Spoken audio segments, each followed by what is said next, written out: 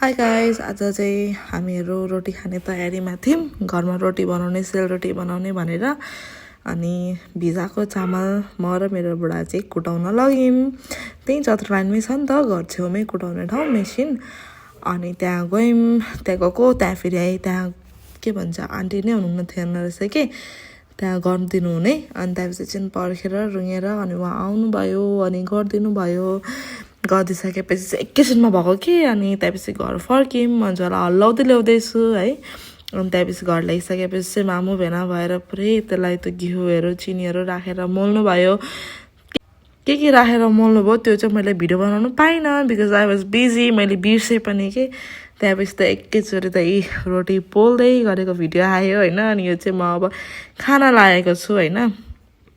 रोटी यस्तो दामी भएको थियो कि नरम है अनि यस्तो गुलियो गुलियो मिठो त काँडा पनि मजाले उम्रेको निस्केको थियो अनि मलाई चाहिँ मिठो लाग्यो रोटी तपाईँहरू पनि बनाएर खानु होला घरमा